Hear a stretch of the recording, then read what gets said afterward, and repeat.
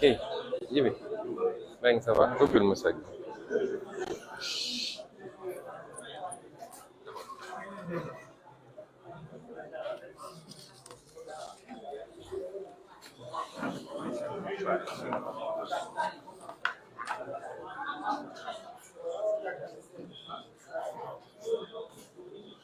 C'est bon? Tout le monde est prêt? Bon, il est 17h, on va démarrer.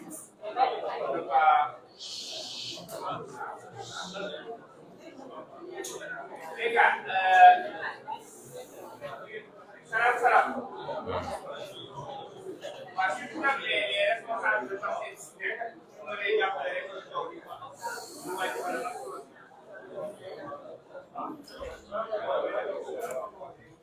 téléphone aussi, vous pouvez les financer là.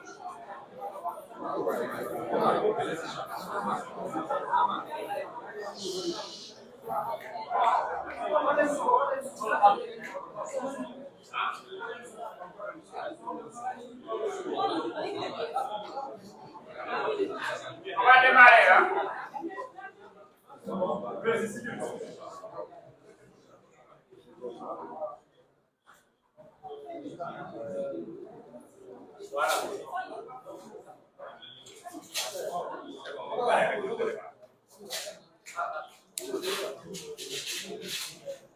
Merci beaucoup. Bonsoir à tous. Bonsoir à tous les Sénégalais qui nous suivent aujourd'hui. Nous sommes réunis pour nous prononcer sur quelques aspects de la vie politique nationale. Je commencerai mon propos par dénoncer, regretter et condamner fermement la barbarie de la gendarmerie nationale sous commandement du général Moussa Fall, habitué à ces comportements, sur les populations civiles de Taïba Ndiaye hier soir lors de mon passage dans cette localité dans le cadre du Nemekoutou. M. Moussa Fall, sous commandement d'Antoine Diom, est habitué des faits. Sa conception de la gendarmerie se résume à la brutalité extrême contre les civils. Tout prétexte est bon pour se livrer à des exactions. Ce qu'il fait n'a rien à voir avec le maintien de l'ordre. Et ces agissements sont des agissements criminels. Hier, beaucoup de jeunes de Taïba Ndiaye se sont retrouvés à l'hôpital avec des blessures très graves. Des jeunes désarmés qui, contrairement d'ailleurs aux manifestations qui peuvent exister à Dakar, non seulement n'ont pas manifesté, mais se limitaient à accueillir un leader politique, mais nous étions dans des contrées qui ne sont pas habituées au contact avec les forces de l'ordre. Ce qui fait que, malgré la supériorité numérique, ces jeunes ne sont pas battus contre ces gendarmes. Mais quand vous entendez un commandant donner des instructions, des ordres, en disant même s'ils se retirent, tirer sur eux, on n'est plus dans le maintien de l'ordre. C'est des agissements criminels. Et c'est ça la gendarmerie sous les ordres du général Moussa Fall. Je souhaite prompt rétablissement à tous ces jeunes, tout en réitérant au président Macky Sall, à son ministre de l'Intérieur, à son général et à son chef de la police, qu'aucune intimidation ne pourra passer. Il s'y essaie depuis très longtemps, mais s'il n'a pas encore compris que nous ne sommes pas des gens intimidables, c'est qu'il est loin d'être au niveau d'intelligence que nous pensions. Au-delà, ces agissements vont appeler à des réactions des populations. Ça, c'est inévitable. J'y reviendrai certainement. Nous vous avons conviés pour parler principalement de deux séries de problèmes. Le premier est lié aux farces judiciaires en cours, avec un enchaînement inédit que jamais on a vu au Sénégal et peut-être nulle part dans un pays qui se réclame démocratique. Et la seconde série est liée à ce débat, s'il en est, sur le dialogue national. Pour le premier volet, évidemment, mon propos se transformera en un diagnostic, en un audit. Quelqu'un a parlé d'audit hier, mais beaucoup plus à une mise à nu d'un comportement inadmissible de ce qu'il est convenu d'appeler la justice sénégalaise ou un petit pan de la justice sénégalaise. Parce que, comme j'ai l'habitude de le dire, l'affaire ne sort pas d'une dizaine de magistrats. Le procureur, Abdou Karim Diop, le procureur général, M. Ibrahima Bahoum, de manière générale le parquet, des juges d'instruction, notamment du premier et du deuxième cabinet, parce que la stratégie de Macky Sall, c'est de créer des dossiers, d'instruire le parquet. Ce que je veux que les Sénégalais comprennent, c'est que le parquet, c'est Macky Sall. Dans certains pays, d'ailleurs, il semblerait que le parquet ne soit plus rattaché, ne soit plus un ordre juridictionnel, puisque le parquet, c'est des fonctionnaires rattachés au ministre de la Justice qui lui-même obéit au droit à l'œil au président de la République. Donc le parquet n'a aucune forme d'indépendance. Tous les gens qui ont été arrêtés aujourd'hui, placés sous mandat de dépôt, je veux que les Sénégalais comprennent que c'est Macky Sall qui les a immédiatement, personnellement arrêtés et placés sous mandat de dépôt. Qu'ils soient journalistes, acteurs politiques, société civile, en tout cas toutes les voix discordantes qui sont aujourd'hui entre les mains de la justice, il faut comprendre que c'est directement l'œuvre de Macky Sall. La stratégie, c'est quoi? C'est d'arrêter en masse, et puisqu'ils n'ont pas confiance à 100% que les juges vont suivre, de retarder au plus tard possible la présentation des prévenus devant un juge. Et c'est pourquoi soit on les met sous mandat de dépôt et on laisse pourrir pendant des mois, soit on les met sous contrôle judiciaire, ou alors, comme El Malick Ndiaye ici présent, on leur met un bracelet électronique.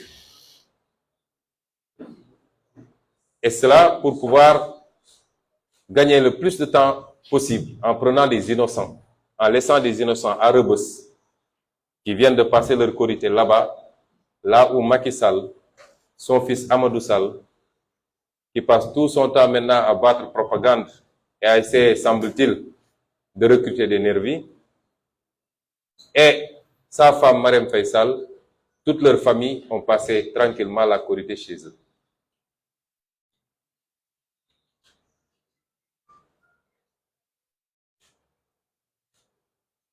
Une fois que la procédure est lancée, la seconde phase pour Macky Sall, c'est de se donner les moyens de trouver impérativement des juges suffisamment dociles, suffisamment couchés pour accepter de finir la sale besogne en prononçant des condamnations. Et vous comprendrez pourquoi cette frénésie dans les affectations des juges ces derniers temps.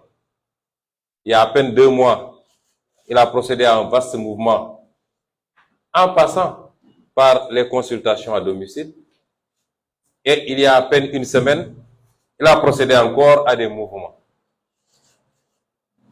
Parce qu'il est à la recherche de juges qui accepteraient de faire ce qu'il veut, principalement pour Ousmane Sonko, mais également pour tous ces détenus politiques, dont il ne sait désormais plus quoi faire. Tout ceci me ramène à dire simplement que la justice est devenue l'un des maux les plus profonds de la société sénégalaise. Pas l'ensemble de la justice. J'ai toujours rendu hommage à cette écrasante majorité de magistrats qui disent non, qui refusent, qui se battent. Lors de ces dernières affectations, des magistrats ont été affectés. On m'a rapporté que des magistrats ont été rapportés, et de sources sûres, puisque ça vient de magistrats, simplement parce qu'ils ont refusé de demander dans leur plaidoirie une condamnation à 2 ans ferme à mon encontre pour un dossier simplement supposé de diffamation. Des magistrats, des juges d'instruction viennent d'être affectés, et ce qu'on leur reproche, c'est d'avoir accordé la liberté provisoire à des militants de Pastef de Keur Massar. Des magistrats ont été affectés à Tamba, à Kédougou, à Tamba, à Matam, ou qu'importe, simplement parce qu'en tant qu'assesseur, ils n'avaient pas accepté de jouer le jeu. Je peux vous dire que le renvoi de la dernière fois, le renvoi du 8, serait lié au fait que le président du tribunal, le président de la cour d'appel, n'a pas encore trouvé des magistrats qui accepteraient, des juges qui accepteraient de suivre les instructions pour prononcer une peine d'inéligibilité. Mon propos donc ne s'adresse pas à tous les magistrats. Je vous ai dit qu'aujourd'hui, c'est quelques postes au niveau des parquets, au niveau des cabinets d'instruction, au niveau de la Cour suprême et du Conseil constitutionnel qui risquent de mettre ce pays à feu et à sang. Mon rapport avec la justice, jusqu'à présent, est un rapport fait de persécution, de violation de mes droits et de déni. Depuis 4 ans, je suis persécuté par la justice sénégalaise. Comme jamais un homme politique n'a été persécuté. Et je vais être très factuel. Je veux que les Sénégalais et les Sénégalaises, et je veux également que nos partenaires internationaux comprennent bien ce que je suis en train de dire. Tout ce que je dirai sera adossé à des faits précis, à des dates, sur les violations de mes droits par la justice sénégalaise, mais également sur un certain nombre de dénis de justice me concernant.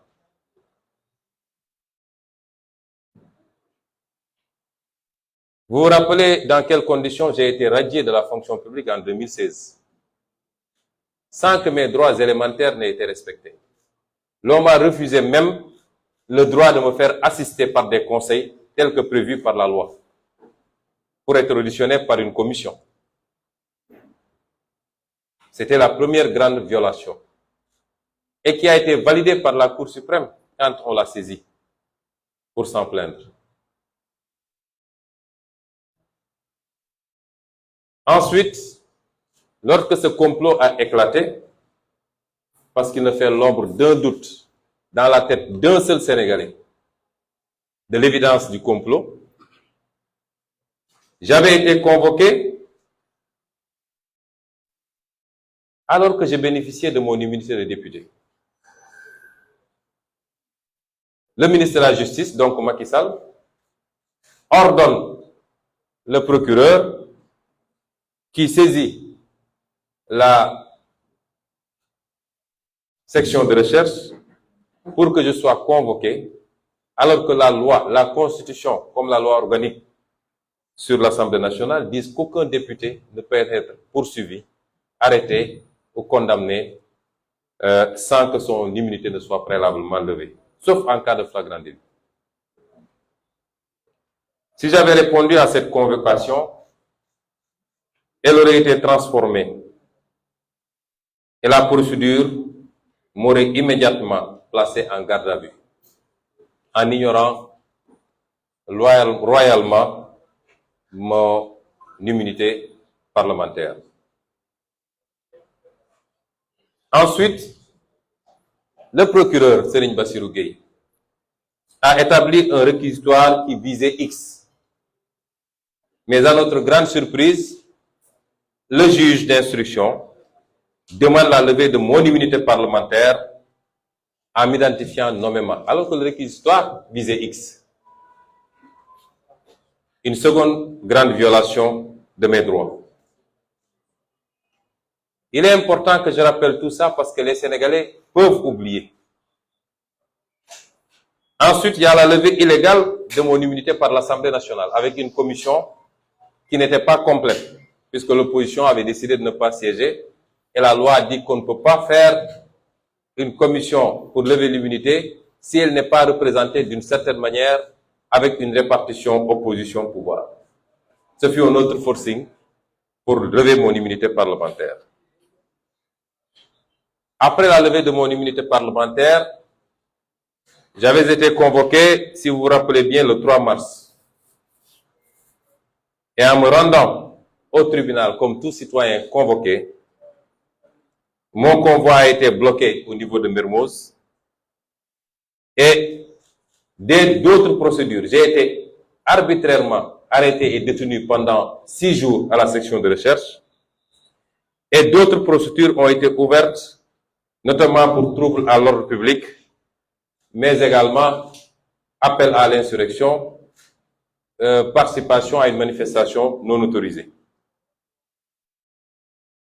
N'eût été la détermination du peuple sénégalais entre le 3 mars et le 8 mars, je ne serais pas là devant vous à faire ce présent point de presse.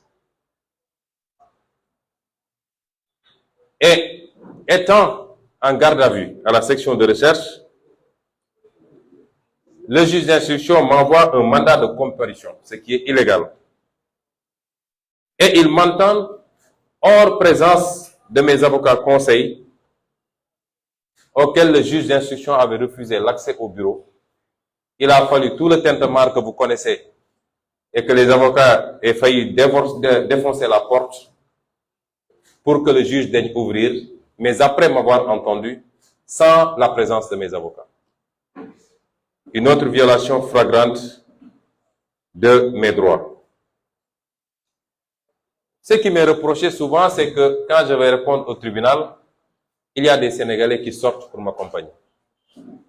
Je rappelle que lorsque, du temps de Abdoulaye Wade, un ancien Premier ministre avait été convoqué, il a fait une procession en passant par toutes les rues de Dakar à Sandaga pour aller répondre. Mais je rappelle que Macky Sall lui-même, quand il avait été convoqué, il s'est fait accompagner par une nuée de ses militants et pire encore, il roulait en sens interdit avec ses militants pour aller au tribunal. Et aujourd'hui, il nous dénie cette possibilité au point de se livrer à des comportements d'une violence extrême. À l'issue de cela, monsieur le juge d'instruction de l'époque, sous la pression de la rue, parce que sa première option était un mandat de dépôt immédiat. Et c'était le réquisitoire d'ailleurs du procureur de la République. C'est uniquement sous la pression de la rue qu'il a changé d'option pour me mettre sous contrôle judiciaire. Lequel contrôle judiciaire est arrivé à expiration au jour de la signature de l'ordonnance du juge d'instruction. Mais de manière illégale, jusqu'à présent, on me refuse mon passeport on me refuse tout déplacement en violation de mes droits les plus élémentaires. Depuis plus de 2 ans, j'ai demandé la levée du contrôle judiciaire, sans suite. Pire encore, 2 ou 3 demandes ont été introduites pour nous permettre de voyager et souvent le juge n'a même pas daigné répondre. La dernière demande qui a été déposée sur la table du juge Maham Diallo, il n'a même pas daigné répondre. Alors que la loi lui fait obligation de répondre à ces demandes.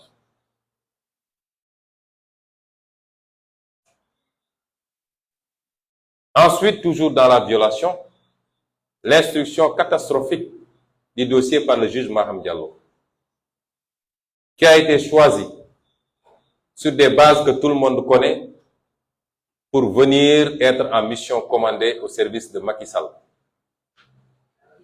Peut-être c'est une histoire de parenté, peut-être c'est une histoire d'argent, peut-être c'est une histoire de pression.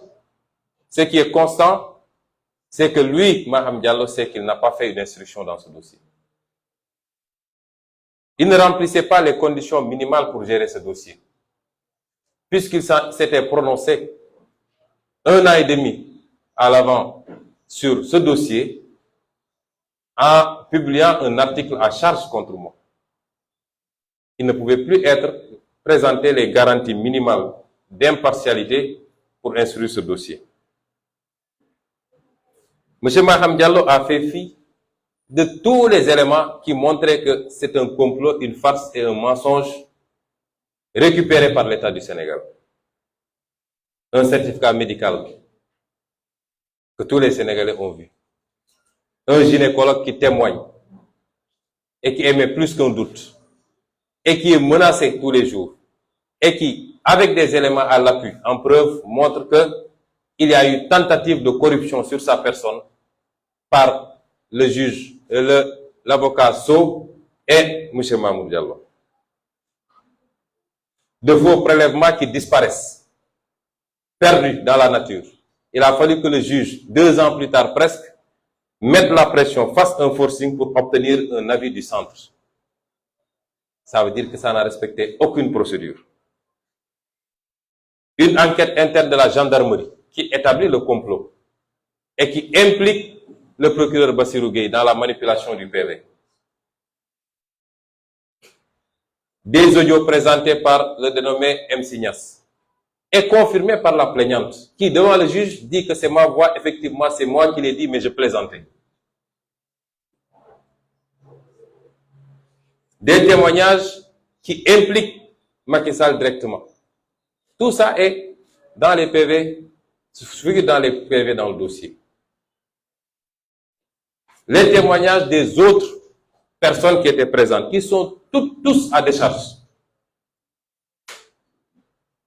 M. Mahmoud Diallo qui, devant le juge, lui dit qu'il n'a absolument rien à dire et qu'il attend qu'il y ait des procédures contre lui.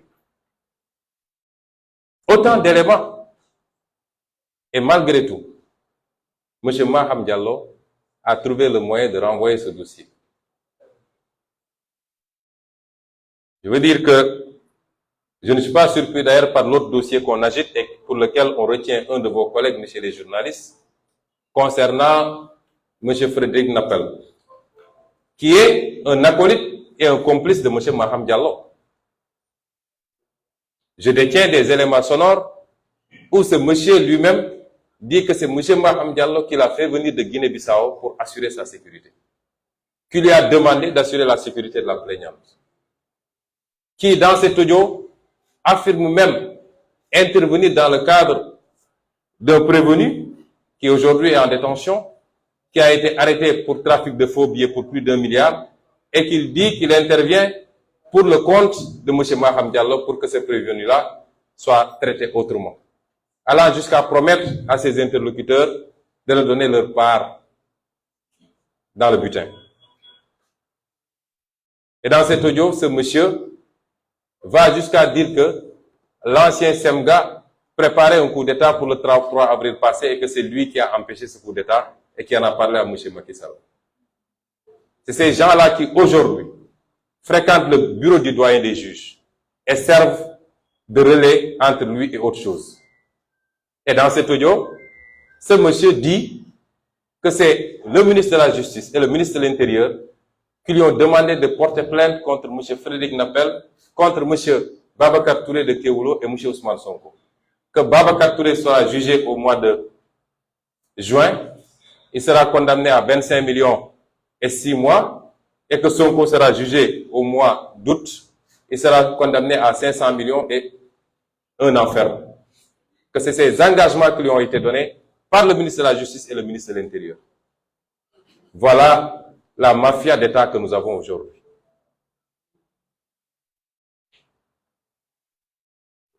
Toujours dans le registre de la violation de mes droits, le fait systématiquement de barricader non seulement plus ma maison, mais tout mon quartier. J'en profite pour présenter encore une fois mes excuses à tous les habitants de Keur Gorgui, qui sont aujourd'hui les principales victimes de M. Macky Sall. À chaque convocation, même à chaque réunion, c'est tout cité Keur Gorgui qui est barricadé, gazé, jusque dans les structures de santé. Ma famille qui est empêchée d'aller à l'école, d'aller travailler, sans aucune base juridique, des violations flagrantes que nous vivons tous les jours et que tous les Sénégalais observent. La brutalité physique contre ma personne. Le monde entier a assisté au bris de la vitre de ma voiture le 16 ou le 8 février. Le 8 février, si je ne m'abuse, c'est le 8 février, le 16 février, au bris de la vitre de ma voiture, avec une violence inouïe, parce que ces tessons de bouteille auraient pu me causer des blessures, soit à l'œil, soit à la gorge, que des agents de l'État puissent se comporter comme des brigands pour casser la vitre d'un honnête citoyen qui ne présentait aucun danger pour eux et l'extraire de force de sa voiture pour le mettre dans un fourgon et le contraindre à aller chez lui, c'est inédit. Ça ne s'est jamais vu dans une démocratie. Et tout le monde a assisté à cela. Et si ça se limitait à ça, mais il n'y a aucune occasion où au moins 4 ou 5 ou 6 des véhicules qui m'accompagnent ne soient saccagés par ces forces de l'ordre, qui se comportent comme des bandits, qui viennent trouver un véhicule garé pour casser les vitres sans aucune explication. Toujours dans ce registre, le traitement fait à mes avocats. Parce qu'aujourd'hui, personne n'est épargné. Tous ceux qui sont proches de Sonko sont des hommes à abattre pour Macky Sall. Presque, il y a 2 ou 3 ou 4 de mes avocats qui sont aujourd'hui persécutés par le barreau. Ils n'aimeraient pas que j'en parle. Je ne l'ai pas appris d'eux. Aucun d'eux ne m'en a parlé directement. Mais j'ai eu l'information que Maître Ousseynou Fall, Maître Abdinar,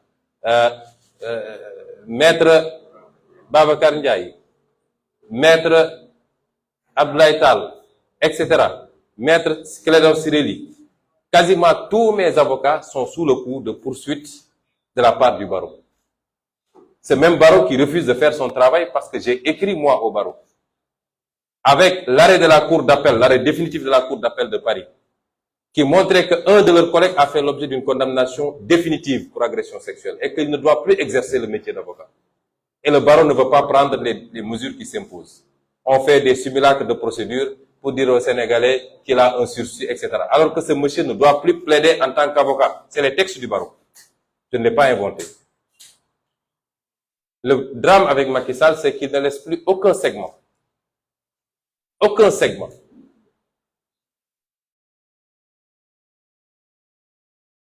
Vous avez vu le traitement qui a été réservé à un avocat étranger, Maître Juan Branco.